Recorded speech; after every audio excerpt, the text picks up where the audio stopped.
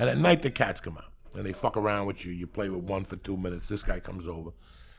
And I was watching, because what I did was I went to season 1 of Narcos. You just went back to restart it? I had to. It's great. I had no fucking choice. I wanted to see the acting. I wanted to see what I missed. I'm one of those idiots that gets high at night. And I'm on Stars and I try to watch an episode. And I really didn't watch it. I'm just sitting there fucking drooling on my shirt. And then I go back and I saw a bunch of things. I saw how Tata grew and all that. Anyway, I'm sitting there and Superbad jumps on me. And let's say he's on my legs. If he's on my legs and I'm watching TV, he'll get right here on my left-hand side and he'll reach for me for my shirt. And once he reaches for me, I gotta declaw the shirt and then hug him and play with him, and that's how it goes until he gets sick and tired of fucking being there. He's cool as fuck. You see how he was with your wife that day? Oh yeah, he's cool as fuck, but you can't get rid of him. He's like fucking the herp. You'll never get rid of that motherfucker if you get in love, which I don't mind. But yeah. He starts on you and then he climbs. If you have a nice shirt, I can't have him sit on you, because you'll have 1,000 holes. I look at my shirts and nice fucking $80 fucking shirts, and I got holes in them, because he's a nightmare. When he jumps on you, and he doesn't mean it. He loves you. He really fucking is a loving cat, you know? Doesn't Harry do that? But he does it with like your legs? With your legs, yeah. Harry always fucking jumps and holds on to your legs and then pulls himself up like I'm Mount Olympus, you know? And the next thing you know, I got 3 little Bruce Lee scars on my fucking leg.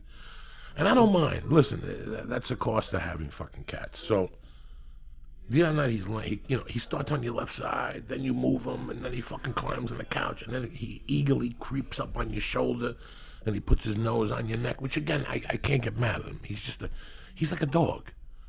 Superbad's a fucking dog. You know, Superbad went from one extreme to the other as an animal. Superbad went from had no contact and running outside when the girls would sit and they were young kittens, to you can't get rid of him. It was just, he's like the kid from In the Night. You know, he went in there a nice kid, he came out with a tattoo, he's snorting heroin. That's Superbad. Right. And not in a bad way. He went from being completely antisocial, just being Superbad.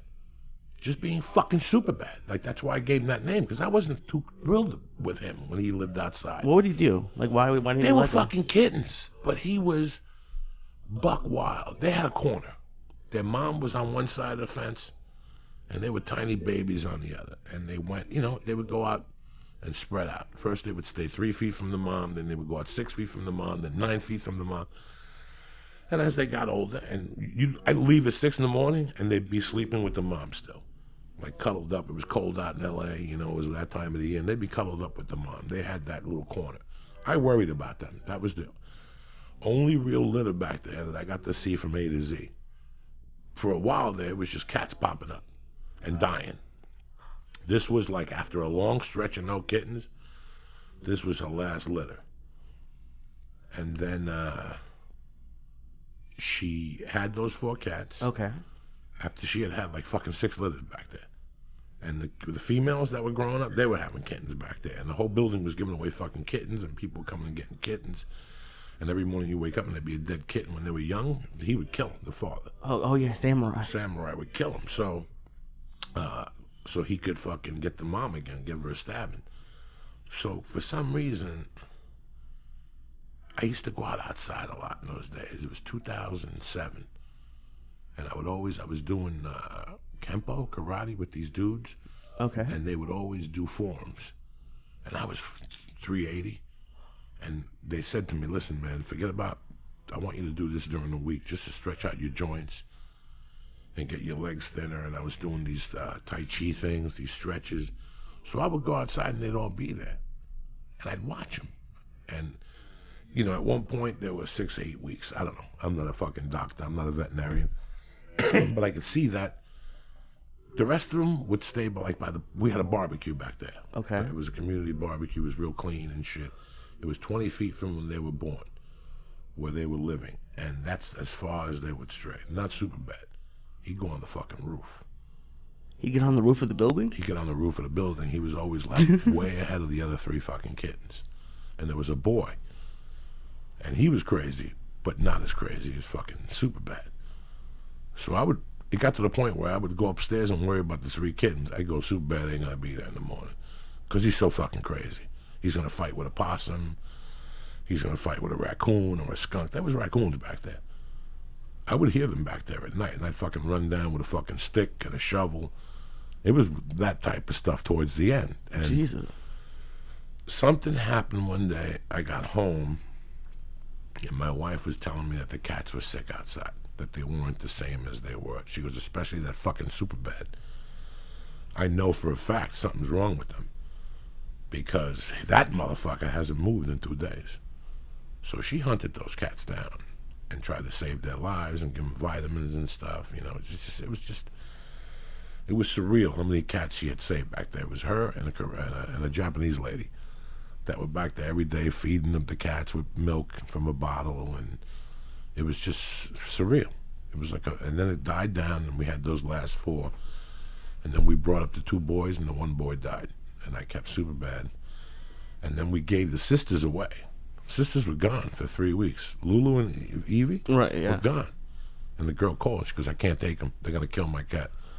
They were kittens, but they were that blood was in them. The cat was giving them shit. These 2 girls were going, really? And they started circling the cat, and she had to put them in the bathroom. Evie's not kosher. Evie moves as fast as a fucking snake, and she'll take a chunk out of your arm. You gotta really watch Evie. That's why Evie don't come out. Evie knows that she's badass.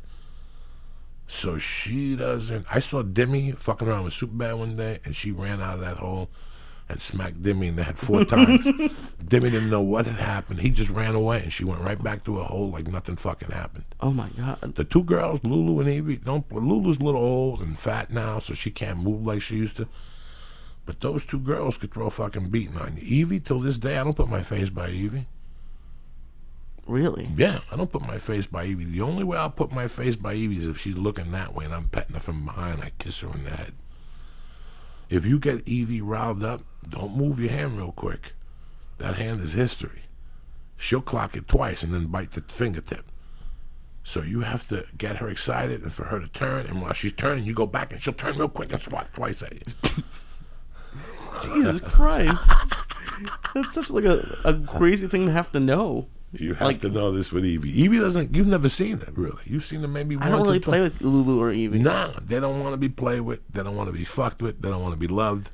Lulu, I got it. Lulu's my girl. Lulu, I love. She's my princess. Really? Oh, I was playing with her when I started bleeding from my nose this afternoon. Lulu, you got to warm her up, and then she'll play with you. She's the cutest cat I've ever seen at that age. Her face is just... It's I've never seen a face like that in a cat. When you get her happy and she's meowing. Really? She's really cute. And you play with her, you get like a string, and you play with her. Like, you can play with her for a long time. She's that type of cat. But Evie, you got to be kicked. Evie will leave on her own. Because she knows I'm getting pissed off already. Like, she'll say it to herself. Like, I'm getting pissed off at this motherfucker. So I got to leave? Like, if Demi's there and I'm giving Demi love, when she comes up, I got to drop Demi. Really? She doesn't want no games. She doesn't bother you a lot. She doesn't come out every night, but when she comes out, scram. And when I put him down, as he's leaving, she'll swat at him and shit. And he'll look at her like, what the fuck? Just for being there? Just for being there. Just for fucking principle. Jesus Christ. And then she'll come over and she'll let me pet her head and rub her thing and call her beautiful. And then I pick her up a little bit. And on her own, she'll just take off. And that's it. I think this is why cats like get a bad name. Because this is like why I don't have a cat. Like, besides the allergies... This is my only experience with cats. Either they hate or they were mean. So, like, your cats are, like, the first cats that are, like, actually enjoyable to be around. No, they're very enjoyable to be around because that's the love I've given them. You follow me? You get what you give in with anything. Right. With anything. And, I don't know, at the point when I met Terry, that cat was what I needed. It's the dumbest fucking thing to talk about. But it really is. It was like I needed something to take care and of. He filled that void. I don't know, because we hit it off right away, and it got to the point where it slowed me down a little bit. I would come home more in the afternoons instead of staying out till dinner.